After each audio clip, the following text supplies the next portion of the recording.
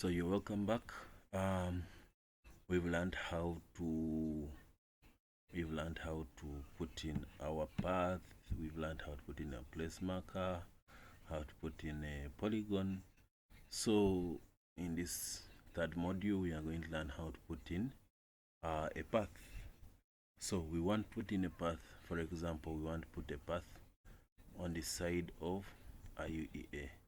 This is the lower parking. It used to be the lower parking, but now I think things have changed and we are going to have a playground there because it's an international university. So we are going to be having a very good playground for students and any other people in the IEA community that they will use. So we want to put in a path. How do we do it? You come here, you right click, so you're going to add a path. So you can first drag this aside, and then you come, you click where the path starts from. For example, the path is starting from here. Then where does it end? Maybe it ends here. If you get a problem like this that you can't access the end, you can first close this up and then you drag it a bit down so that you can access all the edges of this. So you come back here, you click on path. So we are saying it starts from here and then it ends here, and from there it ends here. So this comes like this, continues up to here, and then continues up to here, and then up to here. So you have to complete it. Yes, so these two have to be joined together. So that's our path. So the next thing we shall do is adding in the color.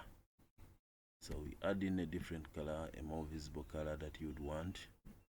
You choose, make any color of your choice. So you can avoid using the same colors because they will be colliding. So I'm choosing red and I click on OK. So I increase the width so that it can easily be visible by some people who are colorblind like me. So as you can see, so we give it a title that, you know what, this is the IUEA lower parking. This used to be the lower parking area.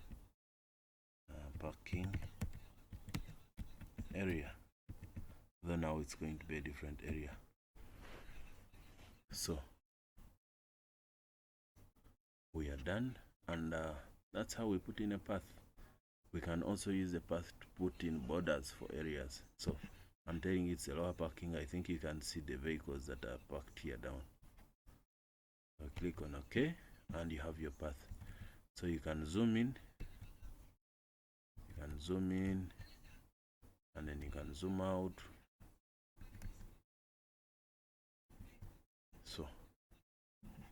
So I hope you can all now put in a